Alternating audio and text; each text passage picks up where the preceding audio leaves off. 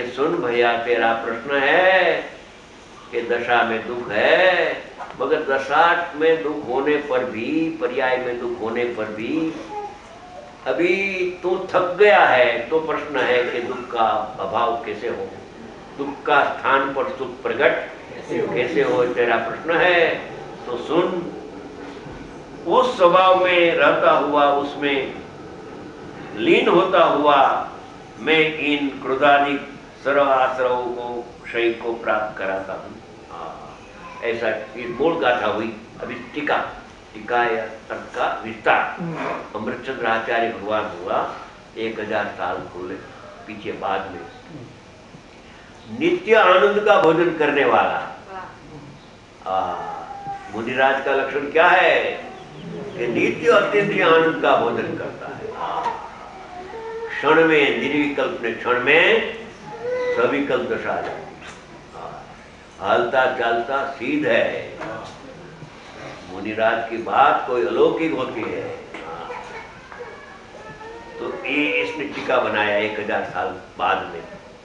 तो टीका यानी विस्तार संस्कृत में लिखा, और आज से 200 साल पहले ऐसे बना जयपुर में जयचंद पंडित छावड़ा, जयचंद जी छावड़ा, वो टोडरमल जी साहब के साथ गोष्ठी में सब 8-10 पंडित थे। उस टाइम पे बहुत अच्छा चर्चा चलती थी।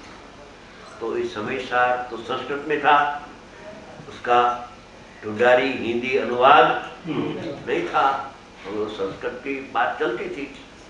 तो जयचंद पंडित को विचार आया कि उसका अनुवाद करना चाहिए कि सामान्य जन समुदाय को मन समझी सके आत्मा का स्वरूप क्या है, क्योंकि इसमें आत्मा का स्वरूप की बात है। तो ही दूसरा पंडित ने कहा कि ये बात ऐसी है कि ये तो एक लीला निश्चय का ग्रंथ है, और निश्चय का ग्रंथ पढ़ने से जीव स्वच्छंदी हो जाएगा। अंदर अंदर चर्चा तो होती है ना, चर्चा हुई। तो पंडित जी ने कहा कि शक्कर खाने से गधा तो मर जाता है, ऐसा कहावत है, तो क्या मनुष्य ने शक्कर नहीं खाना? अच्छी बात है भाई, ये बात तो सोचने जैसी है। तो सबने तय कर दिया कि अनुवाद करना चाहिए। तो अनुवाद कौन करे, ये बात आई। तो सबने कहा ये पंडित जयचंद छाबड़ा है बराबर, बात सब देख ले, तो अनुवाद करे, बात पंडितों देख ले, उसके पर कोई फेरफार हो तो अनुवाद हो गया। अनुवाद हुआ ढूंढारी में, पहले ऐसा पाना था ढूंढारी में। ढूंढारी का बाद में एक राजचंद्र, श्रीमद राजचंद्र जो हो गया सौराष्ट्र में, बोरगी के पास भवानिया उसका जन्म था। वो शतावधानी था, तो अवधान करते थे। तो उसने विचार किया कि ये समय सार परमात्मा प्रकाश आदि का ये चालती हिंदी भाषा में अनुवाद करना ठीक है। तो उसने परम शुद्ध प्रभावक मंडल ऐसे स्थापना किया। तो वहाँ ये ढूंढारी पर से समय सार का चालती हिंदी भाषा में अनुवाद करके छप गया, समझे। तो 75 की साल में वो छपा, और 78 की साल में पूज्य गुरुदेव का हाथ में एक शास्त्र आया। वो मुफ्ती में थे, वो तो नानकवासी साधु, हाथ में आया समय सार शास्त्र। झवेरी ने परीक्षा कर लिया,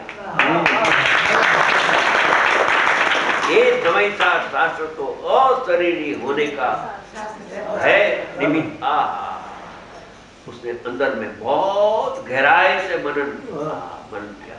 तो क्या करते थे, उपवास करके नदी में बाहर चले जाते थे शास्त्र लेकर, और वहां एकांत में सारा दिन स्वाध्याय करते थे। और उपाश्रय में स्वाध्याय करे ने कोई पगे लागवा आवे, पगे लागवा क्या नमस्कार करने आवे, तो सामने देखे नहीं किसी को, ऐसी धुन चढ़ गई। समय सार शास्त्र से उसका भवकान आ गया। ऐसा समय सार शास्त्र तो कोई अलौकिक निधि है। एक दफे ऐसा हुआ कि 2 मित्र था, 2 तो मित्र गरीब एकदम साधारण झुपड़ा में रहते थे, खाने का भी नहीं। इसमें एक को हुआ कि मैं साधु हो जाऊं, अन्यमति का साधु हो गया अन्यमतु का, तब करने लगा, उसका गुरु के साथ आ, तो उसको कोई ऐसी ये लब्धि प्रकट हो गई। अज्ञानी को भी लब्धि तो प्रकट होती है। तो उसकी लब्धि में क्या आया कि जो लोढ़ा सोना बन जावे, पानी मंत्र कर छाट के लोढ़ा लोहा सोना बन जावे, तो उसको विचार आया कि मेरा मित्र गरीब है, तो वहां जाकर लिख कर पुस्तक लो। तो वहां गया तो कहा कि ये पुस्तक है, वाँच कर उसके प्रयोग करके सोना बना लेना, और मैं दूसरी दफा आऊं तो मोटर बंगला तेरे पर होगा। जरूर के सोना बने तो मुझे गरीब क्या से रहे। तो पुस्तक ले लिया, बराबर उसको बीच कर बंगला में तिजोरी में रख दिया, चाबी रखी बराबर अपने पास। 1 वर्ष के बाद वो आया, छठी दी देखा तो वही झुपड़ा, ये क्या है, मेरा मंत्र खोटा है कि क्या है। आया कि वो बुक का प्रयोग नहीं, बुक तो बराबर सातवीं ने राखी छे, मैं ताला चावी मां तिजोरी में राखी छे। उठा भी अच्छा लगा है। हाँ, ऐसे समय सार तो सबके घर में है, मगर भगवान बनने की विधि है तो खोल कर पढ़ता भी पढ़ता है, तो ऊपर ऊपर से शिष्टाचार से पढ़ता है। शिष्टाचार, एक पाना पढ़ा, अच्छा हो गया, मंदिर में गया, भगवान का दर्शन कर लिया, इसे लिखा है। ऐसा नहीं, वेद ज्ञान का मंत्र है इसमें। नमोकार मंत्र तो हमका माता पिता के पास से मिला, जन्म से नमोकार मंत्र तो, मगर वेद ज्ञान का मंत्र गुरुदेव ने दिया। जयपुर में शिविर में टाइम मैंने कहा कि ये वेद ज्ञान का मंत्र से देव हाजिर होता है, तो सब खुशी होगा। ये पंडित जी अच्छा, ये पंडित जी अच्छा, प्राइवेट में पूछ ले कि ये मंत्र क्या है, तो देव हाजिर हो, तो देव के पास मांग ले। ऐसी चर्चा होने लगी। दूसरे दिन मेरे कान पर आया कि आपकी बात तो ऐसी चलती है। दूसरे दिन कहा कि भाई ये देव की बात नहीं है, चैतन्य देव प्रकट, और चैतन्य देव की बात है, वो देव की बात नहीं है। ऐसी बात है। समय शास्त्र तो भागवती शास्त्र है। 2 मित्र की बात थोड़ी अधूरी रह गई है, तो 2 मित्र की बात थोड़ी जरा कमी रह गई। हाँ, अभी पूरी नहीं हुई।